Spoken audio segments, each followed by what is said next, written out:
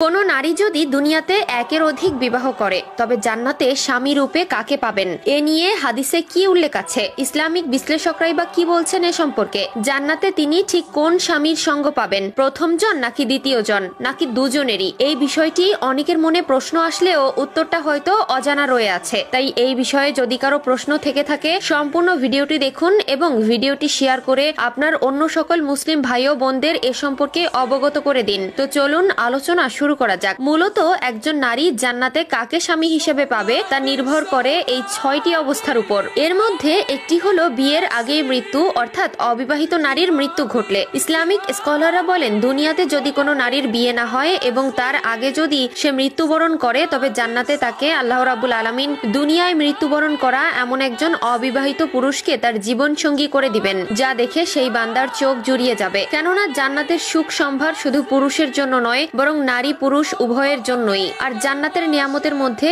একটি নিয়ামত হলো বিবাহ, আরেকটি অবস্থা হচ্ছে বিবাহ বিচ্ছেদের পরে পুনরায় বিবাহের আগে নারীর মৃত্যু। ইসলামিক স্কলাররা বলেন যদি কোনো জান্নাতি নারী এমন পরিস্থিতিতে পড়ে তবে সে ঠিক আগের বারের মতোই আল্লাহ তাআলা তাকে একটি জীবন সঙ্গী দান করবে। অপর আরেকটি অবস্থা হলো নারী জান্নাতি এবং স্বামী জাহান্নামী। তখন সেই স্ত্রী জান্নাতে প্রবেশের পর অনেক পুরুষ দেখতে পাবেন যারা বিয়ে করেননি কিংবা বিয়ে করেছেন কিন্তু তাদের স্ত্রী জাহান্নামী। তখন সে নারী তার পছন্দ মতো স্বামী হিসাবে একজনকে বেছে নিতে পারবেন। আরেকটি অবস্থা হলো নারী জান্নাতি এবং তার স্বামীও জান্নাতি। যে নারী বিবাহের পর প্রাণ ত্যাগ করেছে এবং তার স্বামীও যদি জান্নাতি হয় সে তাকে তার নিজের স্বামীকেই সঙ্গী হিসাবে পাবেন। কেননা পবিত্র কোরআনে আল্লাহ তাআলা বলেছেন জান্নাতে সানন্দে প্রবেশ করো তোমরা এবং তোমার স্বামী কিংবা স্ত্রীরা। হাদিসে এসেছে হুযায়ফা রাদিয়াল্লাহু তাআলা আনহু তার স্ত্রীর উদ্দেশ্যে বলেন যদি তোমাকে এই বিষয়টি আনন্দ করে যে তুমি জান্নাতে আমার স্ত্রী হিসাবে থাকবে তাহলে আমার পর আর কাউকে বিয়ে করো না, কেননা জান্নাতে স্ত্রী তার সর্বশেষ স্বামীর সঙ্গে থাকবে।